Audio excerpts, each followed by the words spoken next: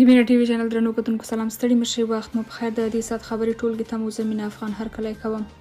چین طالبانو ته د بي پيلوټ الوتکو څارلو سیستم ورکوي. رویټرز خبري اژانس په کابل ښار کې ولایتونو کې د چین په همکاري او مرسته د طالبانو لپاره د امنیتي کامرو او د بي پيلوټ الوتکو د څارونکو سیستمونو د نصب په اړه راپور خپور کړی دی.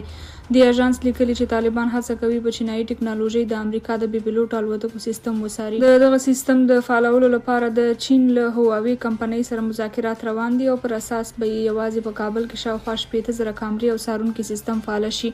تر هغې وروسته به دغه سیستم په یو شمېر نورو لوی ښارونو کې هم نصب شي. طالبان بار وایي چې د افغانستان فضا د امریکا له لوري اشغال د خو دوی یې پر وړاندې څه نشي کولی. طالبانو د کراچۍ له زندانونو 80 افغانان آزاد کړي. د پاکستان په کراچۍ ښار کې د طالبانو کنسلګرۍ وایي دغه ښار له زندانونو یې 80 کډوال خوشي کړي دي. په کراچۍ کې د افغانستان قونسل عبدالجبار تخاري د دوشنبې په ورځ د یو ویډیو په خپرولو سره وویل چې دغه کسان د سند صوبې له بېلابېلو زندانونو خوشي شوي دي. د هغه په وینا په خوشي شوو کسانو کې 10 ماشومان هم شامل دي. هغه ویلي دي چې دا کسان به د طالبانو په مالی مرسته هیواد ته انتقالیږي. تخاري زیاته کړې ده چې تر اوسه د ښځو او ماشومانو په ګډون 2610 بندیان د سند له بېلابېلو زندانونو خوشي شوي او هیواد ته راستانه شوي دي. د نوموړي د څرګندونو له مخې د دغه ایالت په زندانونو کې تر 900 ډیر کسان بندیان دي. د ملي دفاع وزارت ګمارل شوي کمیټې لخوا په لوګر کې د ناټو کمپونه وکتل شول. د ملي دفاع وزارت رهبري د لارښوونې پر بنسټ هغه کمیټه چې د هیواد په ولایتونو کې د پخوانیو بهرنیو کمپونو د څېړنې په موخه جوړه شوې وه، تېرو ورځو کې د مولوي شبیر احمد عثماني په مشرۍ یو پلاوي لوګر ولایت کې د ناټو له پوځي کمپونو د 203 منصوري قلي اردو 4 لیوات څیرمه څخه لیدنه وکړه. د بیا کتنې او ارزونې وروسته تللي پلاوي فعال تجهیزات تثبیت کړل او غیر فعالو لپاره یې مسؤلینو ته د بیا رغونې لپاره لازم هدایات وکړل. کابلوف وایي د افغانستان په اړه د مسکو غونډې ته د طالبانو د بهرنیو چارو وزیر بلل شوی. د افغانستان لپاره د روسیې د ولسمشر ځانګړي استازي ضمیر کابلوف ویلي چې د طالبانو د حکومت د بهرنیو چارو سرپرست وزیر امیر خان متقي ته یې د افغانستان په اړه په مسکو کې جوړیدونکې مشورتي غونډه کې د ګډون بلنه ورکړې ده. کابلوف د دوشنبې په ورځ سپتمبر په 25مه د تلې درېیمه د روسیې د ټاس خبري اژانس ته ویل چې متقي به نن راورسیږي. د طالبانو د بهرنیو چارو وزارت هم د یوې اعلامیې په خپرولو سره ویلي چې د امیر خان متقي په مشرۍ او پلاوی په دې غونډه کې د ګډون لپاره مسکو ته تللی دی. د طالبانو د بهرنیو چارو د وزارت د بیان مرستیال احمد ضیا تکل په خپل ایکس یا ټویټر باندې لیکلي دي چې دا پلاوی به 2 ورځې په مسکو کې تېرې کړي او بیا به تاتارستان ته ولاړ شي. ټاکل شوې ده دا غونډه د سپتمبر په 29مه د روسیې، هند، ایران، قزاقستان، قرغیزستان، چین، پاکستان، تاجکستان، ترکمنستان او ازبکستان د استازو په ګډون د روسیې د تاتارستان په کازان ښار کې جوړه شي. ازادي جبهه وایي 3 طالبان یې وژلي. د افغانستان د ازادي جبهې دا کړې ده چې په بغلان او بلخ ولایتونو کې د طالبانو پر پوستو برید کړی دی چې له امله یې 3 طالبان وژلي او 6 نور ټپیان دي. د دغې جبهې په خبرپاڼه کې راغلي چې دغه بریدونه د یکشنبې په شپه د بغلان په دې سلا ولسوالۍ او د بلخ ولایت د مرکزي زندان په دروازه کې شوي دي. د دغې جبهې په وینا په دغو 2 بریدونو کې د دوی ځواکونو ته زیان نه دی اوښتی. دا په داسې حال کې ده چې طالبان تر اوسه په دې اړه څه نه دي ویلي.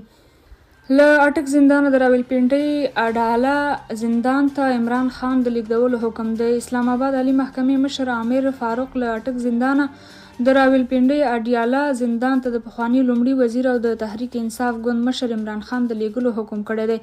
د دوشنبې په ورځ د عمران خان وکیل شیر افضل مروت په لیکلي بڼه له اټک زندانه د راولپنډۍ اډیاله زندان ته د پی ټی آی مشر حکم کولو غوښتنه کړې وه. د اسلام آباد عالي محکمې مشر قاضي عامر فاروق د شفاهي حکم کولو پر مهال ویلي نن په اډالیا زندان ته د عمران خان د لیږد لپاره د لیکلي حکم هڅه کوي. تر دې وړاندې په زندان کې د اسانتیا او غوښتنې اورېدنې پر مهال د اسلام آباد عالي محکمې مشر عامر فاروق ویلي و د اسلام آباد ټول تر پښتنو ګرویګونو لاندې زندانیان په اډالیا زندان کې دي، نو د غراض بندیان ولې په اټک زندان کې ساتل شوي دي. هغه دا هم ویلي چې عمران خان د توشخانې پیښې په قضیې کې د اټک زندان ته لیږدول شوی و، خو اوس هغه سزا ځنډول شوې ده. د ایران د بهرنیو چارو وزیر یو ځل بیا په افغانستان کې د تروریزم د خپرېدو په اړه اندېښنه څرګنده کړې او دغه هیواد کړکېچ چې د سیمې له ژورو ناورینونو څخه بللی دی. امیر حسین عبدالحیان د سیمې د ناامنیو اصلي لامل بهرني سیاستونه او مداخلې بللي او زیاته کړې ده چې د افغانستان کړکېچ د ترهګرۍ د پراخېدو له خطر سره مخ دی. هغه ویلي چې ایران کې د 100 میلیونه افغان کډوالو شتون د ایران او نورو ګاونډیانو لپاره د بې ثباتۍ یوه پایله ده. دا په داسې حال کې ده چې د طالبانو تر واکمنۍ وروسته افغانستان کې د ترهګرۍ د ګواښ د خپرېدو په اړه د ګاونډیانو یا ګاونډیو هیوادونو اندېښنې زیاتې شوې دي. روان کال له افغانستانه د 759 میلیونه ډالرو په ارزښت توکي صادر شوي. د صنعت او سوداګرۍ وزارت وایي د روان کال په لومړیو 6 میاشتو کې د تیر لمریز کال د 6 میاشتو په پرتله د صادراتو کچه لږ راټیټه شوې ده.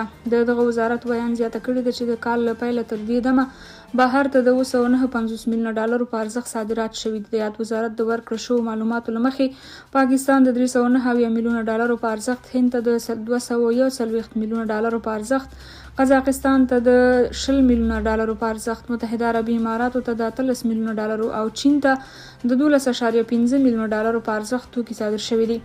د سوداګرۍ او پانګونې خونه بیا پر دې باور ده چې د بندرونو تړل کېدل او بهر ته د ډبرو سکرو د صادراتو کمښت د هیواد په صادراتو کې د کموالي لامل شوی دی.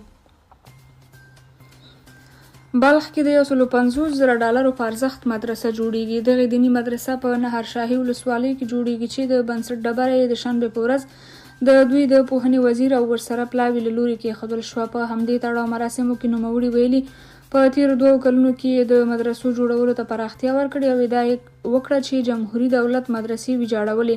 طالبان ډېرې مدرسې او یو نیم ځای رغنیزې پروژې هم په چاندو سوداګریزو شرکتونو او اشخاصو سره د توافقنامو یا توافقاتو پر اساس عملي کوي.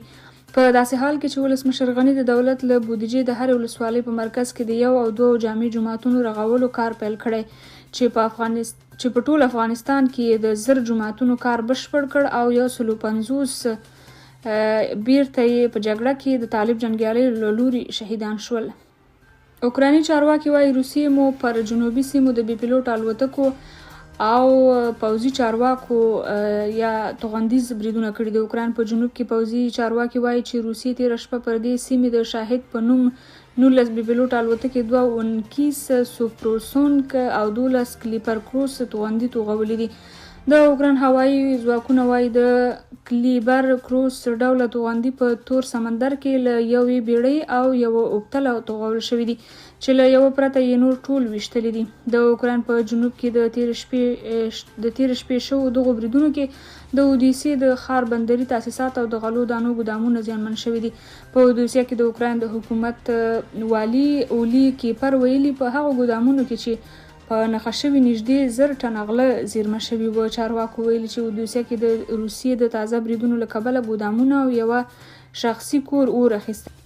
درنو اوریدونکو د دې ساعت خبرونه تر همدې ځای او تر بیا ښې چارې د خدای په امان.